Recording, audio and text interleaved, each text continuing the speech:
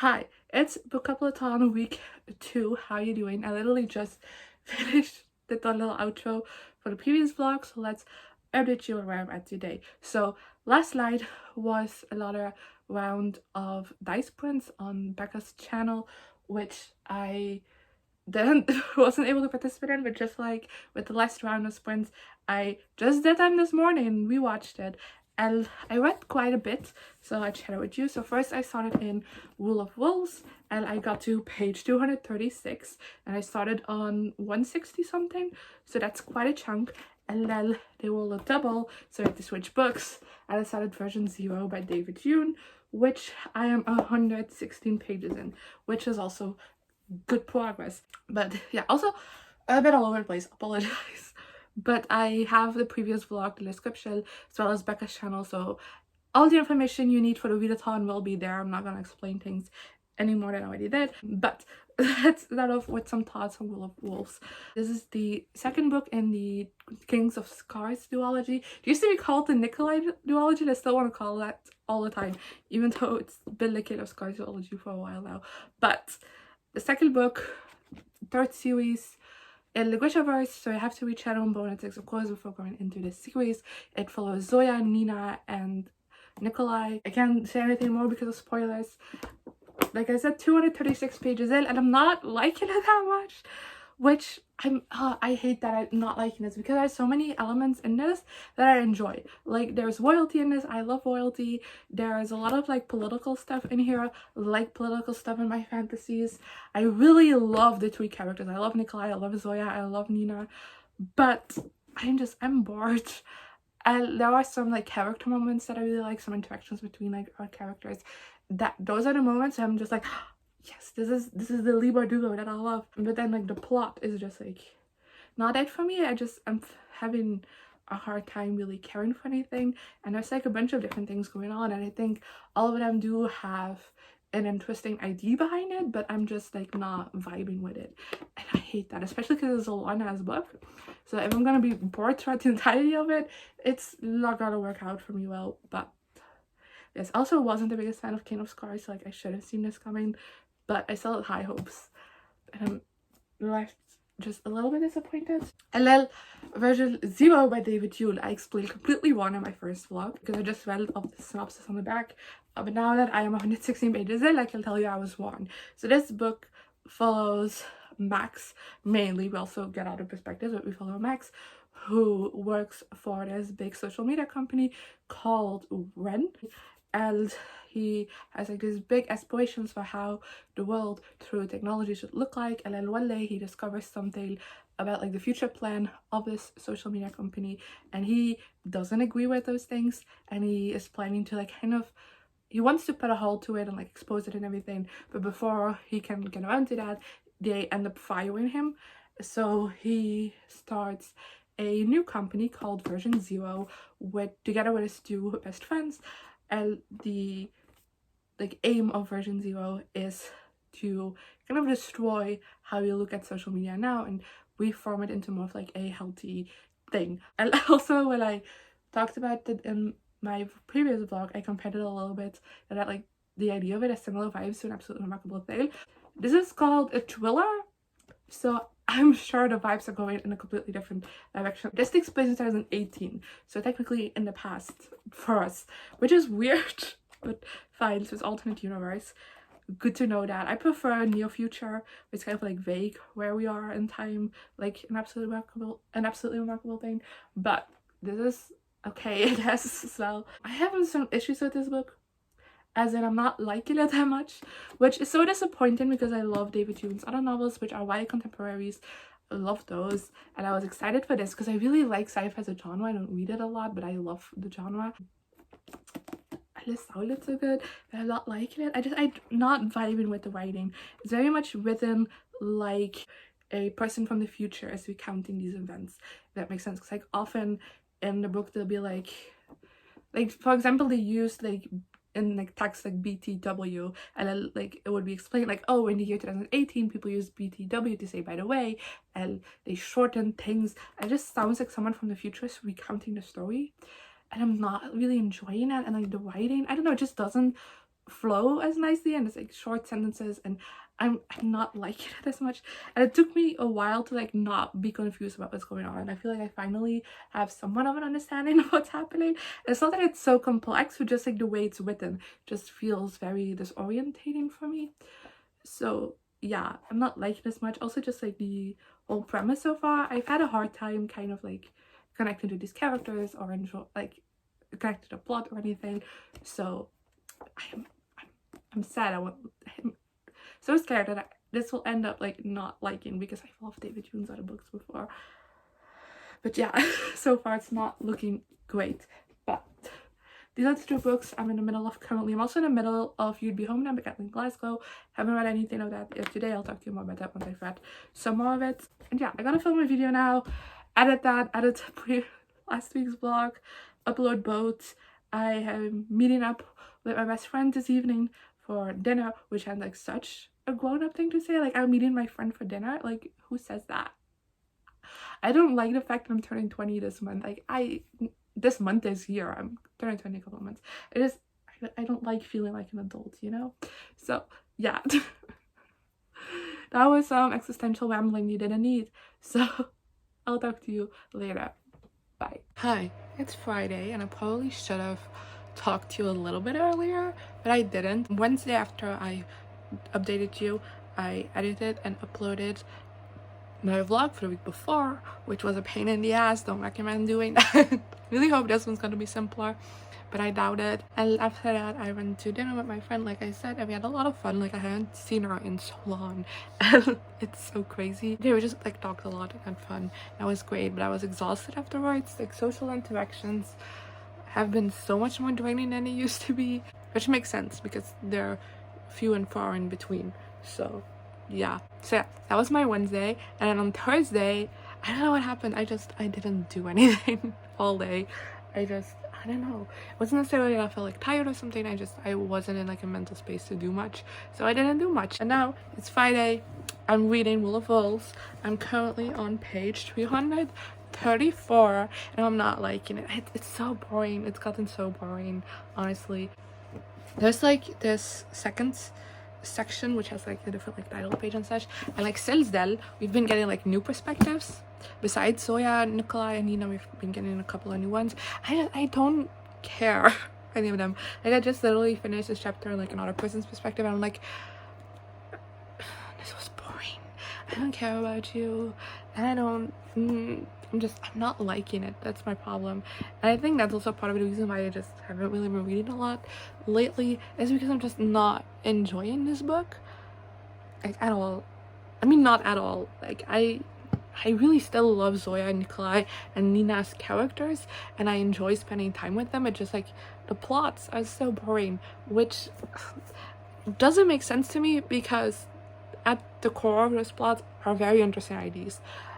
But I don't know, just the way it is being executed, I'm bored. And I don't like that I'm bored. I'm gonna continue reading now. I'm already over the halfway mark, so I'm proud of myself for that.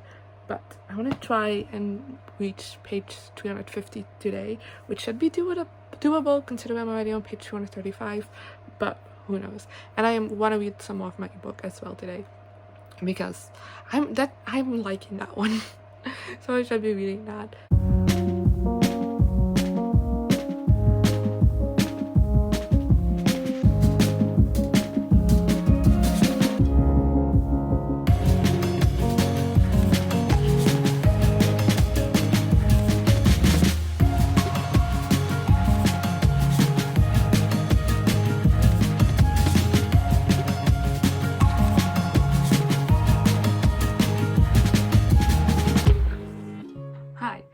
Sunday.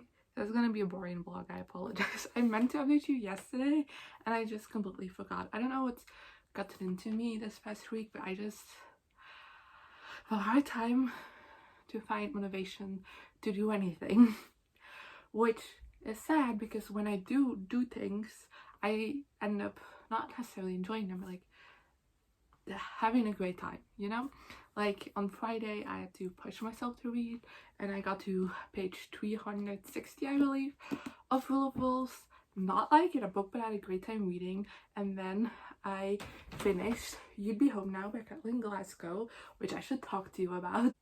This book follows a main character who, like, at the start of the book, she wakes up in a hospital after she's had a car accident, and someone that she was in the car with passed away, and then her brother was also in the car and he had an overdose. So her brother's been sent away to rehab, and then we skip forward a couple of months and it's back to school season, like they're going back to school, and the brother is back from rehab, and our main character has to kind of face the fact with how everyone in the small town is reacting to the fact that this accident happened and kind of like blaming her and her brother, even though neither of them were behind the wheel, so they have no control over it happening, but they're still getting blamed for it a lot. And also she's dealing with like helping her brother deal with recovery from his drug addiction. And yeah, it's a heartbreaking novel. Like, oh god, I cried towards the end so much. I don't know if you're gonna 5 stars. If you watched last week's vlog, you know that in the beginning I wasn't like entirely sold on it, because in the beginning I just felt like everything was just a little bit confusing. It's kind of like thrown in, and it takes a little bit for everything to start to make sense and understand everything, but I feel like it does that in a very natural progression. Like, never did I feel like I was being info dumped upon, so I appreciated that. And I also just really liked the growth that the character went through, and all of the characters went through, because there were some characters, like the parents specifically, that it was just like,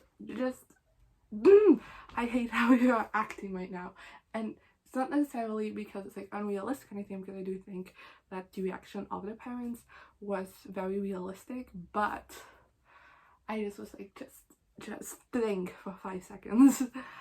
And we did get to that point where they also went through growth and recognized their past behavior, even though it was with good intentions, necessarily wasn't the right thing to do. And I really like the commentary upon like everything. I really like the friends her main character ends up making, and just like everything that is discussed in this book is just done really well and very naturally and very realistic, because there are a couple more aspects going on before you go into the book. Like, it never felt overwhelming or like it was just too much going on to be realistic.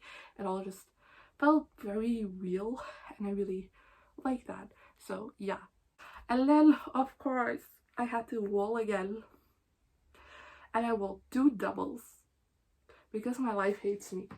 I'm quickly grabbing my notebook to see. So first I rolled to read a mood read. Then I did what landed on the mid-lore legend fairy tale prompt, and then the like night, day, afternoon, dawn, like buzzword prompt. So I have picked 3 galleys for these prompts because I need to get through them. I have too many. For mood read, I picked the meeting point, which is a adult romance. I'm only a chapter in.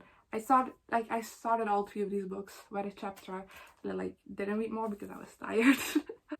So I don't really have a synopsis for you. And then for the mid-lore legend fairy tale, I have What Once Was Mine by Liz Braswell, which is like one of the Twisted Hills books from Disney, where they kind of like retell a fairy tale. I've been interested in those books for a while, and I got accepted for this, and I guess I was excited. This is a Tangled one, so Rapunzel. And then for the night, day, afternoon, like buzzword prompt, I picked Velvet Was the Night by Sylvia Marina Garcia, which I should have read last month and I didn't. So there we go. And like I said, I've only read the first chapter for all of these, so I don't have a synopsis for you. I will once I'm further into them. So because I didn't read yesterday and I felt bad about that, I started reading today pretty early on, reading Will of Wolves, because I want to finish this book so badly. Because I want to be done with this, you know? I want to read something else. I'm currently on page 434, which is great progress, yay me, and I'm still liking it. I think my problem is just that I don't really care for the plot. Like I said, there are some interesting things at the base of these plots, but I'm not really caring for them. I am enjoying, the only parts I am enjoying is that we're just like hanging out with the characters and they're just like talking and being themselves, and I'm always just like, yes, this is what I love. But then like we go do actual plot stuff and I'm like, fuck, this is boring. And the second half was introduced some new perspectives, which I don't like at all, because I don't care for these characters, and that's the only part that I like in Nina Zoya's Nikolai's perspective is the characters. So did I the other 2 perspectives just like not care for the characters? I'm just like, why are we here at all? So yeah, we did just like have a little moment in Rotterdam a couple of chapters ago. So we spent time with some of the quotes, and that was fantastic. I love the quotes so much. I'm gonna try and finish this tonight. No promises, but I don't have that much left. So let's hope for the best.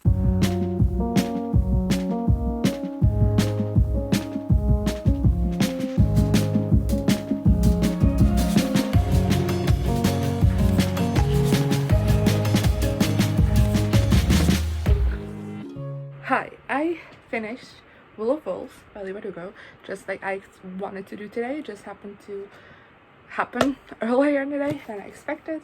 I am giving this 2 out of 5 stars because like that ending just built me up. I have explained my thoughts on this book before very well. I love the characters, plot is boring, and now the ending, amazing. I think it just like put the characters in the exact spot they needed to be. There were some things that happened that I didn't necessarily expect, but were like so good, and I really loved those things. So yeah, raise it up to a 3-star for me. I will again, as you saw, I landed on chance, which I'm excited about because that means I get to use my TBR job. I updated this a little bit before the readathon started, so every book that I own that I haven't read yet should be in here.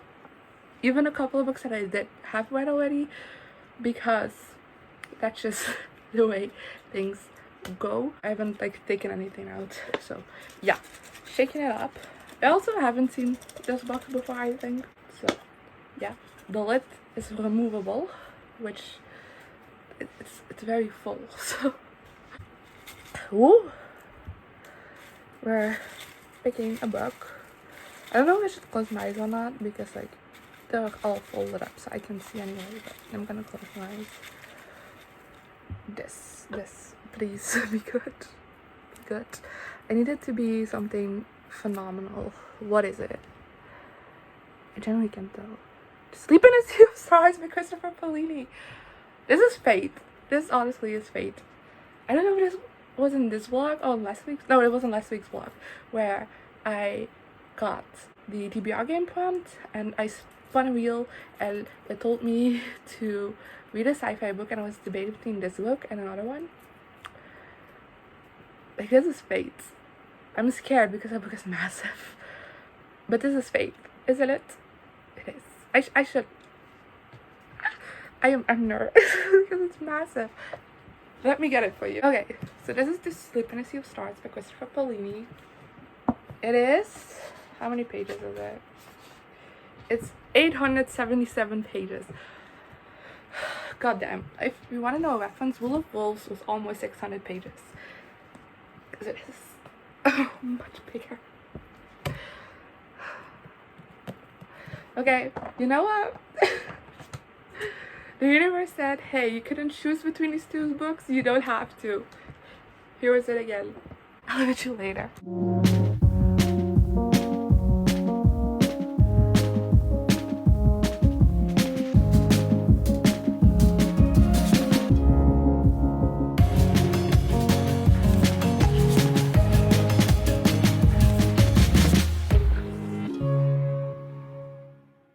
Hi, it's Monday. I just edited this vlog up until this point, and like every update is in this location. I apologize, not my intention, but it happens. But I got an exciting update for you because I finished a book. Yay me! I finished What Once Was Mine by Liz Bradsell. This is a book in the Twisted Tales series, and the Twisted Tales series is basically just like a series of standalone books that each one reimagines a Disney fairy tale and makes it a little bit darker. I think this one was pretty dark, so I'm assuming that's like the trend throughout the entire series. This one is based on Tangled, which I haven't seen yet. Shame, I know, but what you gonna do about it? Just to give a more specific premise for this book is that we start off the book with a guy who is in hospital with his sister, and she is going through cancer treatment, and a way for her to like get through this is to like read the Tangled story and also watch the Tangled movie, And one day her brother was just like, no, I'm sick and tired of it, and he decides to retell the story of Tangled in a way that he just enjoys it a little bit more.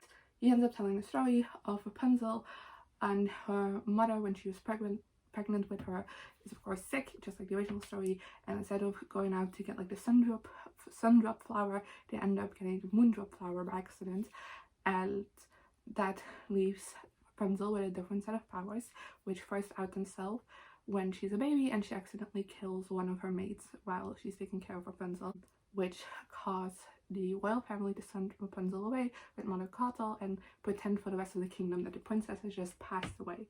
And then, of course, we skip time. We actually skipped to Rapunzel's 19th birthday, which is aged up from the movie, I believe, from what I've seen. And she is like getting more curious to get outside in the real world and starts to discover that some of the things Mother Gothel has been telling her aren't the truth. And yeah, I really enjoyed this book. It was 4 out of 5 stars. I still had a great time with this book. I don't think you necessarily need knowledge of the movie because it works very well on its own as well. I really liked kind of how dark and gritty it felt. It's not very dark, don't worry, but there's some dark elements to it, and like it's characterized that the brother is like very into history and like stuff like that, so the movie feels more grounded in like a fantasy setting rather than like a fairy tale setting like Disney movies usually do.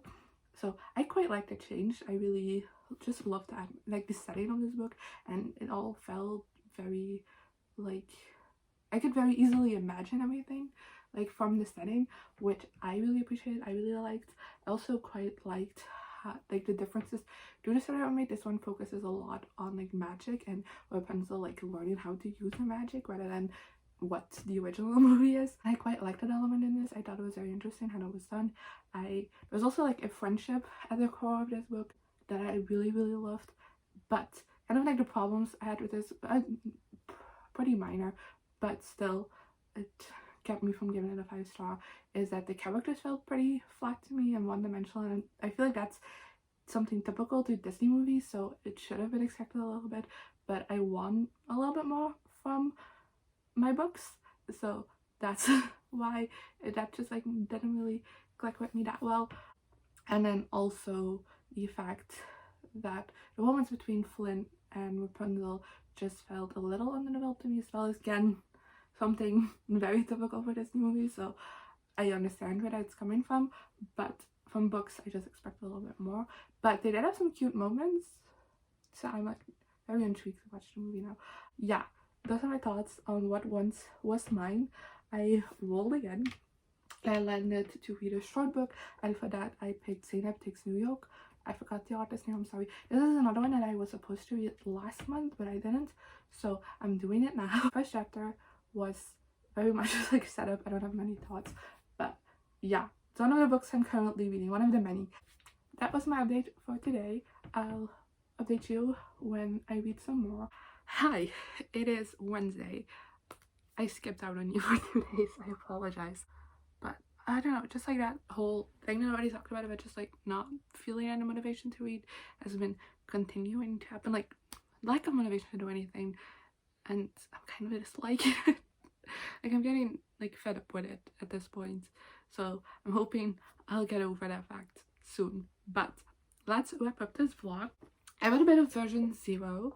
I got to page 200. Still not liking this. Honestly, I thought by this point I must have had like a connection to something. I'm not. Honestly, like I don't care about the characters, I don't care about the plot, I don't care about anything. I'm not liking the writing at all, which I thought going into this like at least I would like the writing because I've loved David Hume's other books, but no, the writing is probably what I dislike the most about this entire book. And then I also got 33% of the way through the meeting point, forgot the artist's name, and now I have to watch what I say because I'm much further into it. But this, I should probably first give you a synopsis. This is a adult romance following a woman who, like, her relationship has kind of been in a rut. Her partner, like her boyfriend, is on a business trip in California, and it's the weekend of her birthday, so she decides to like go visit him and it's a surprise. But like right before she leaves, she gets fired from her job, so she's already not in a great mood, and then she arrives in California and it's like texting the boyfriend and like calling him to be like, hey, I'm here, and like he's not picking up at all until one point someone does pick up, and it's actually a Lyft driver who, and the boyfriend left the phone in the car by accident, and the Lyft driver is like, hey, you must be the blonde I saw him with in the car that he was like all over, and she is like, no, not blonde.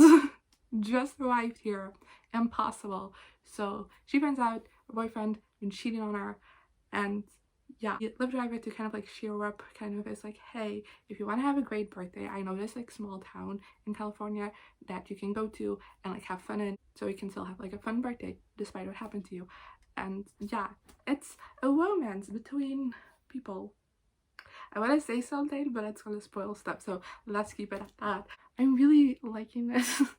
And it's also a reason why I hate just like not being motivated to do anything, because like I push myself to read, but like a little bit before I should go to bed, like before falling asleep, so I'm not reading a lot. And I'm really liking this book. It's really good. I really like the characters.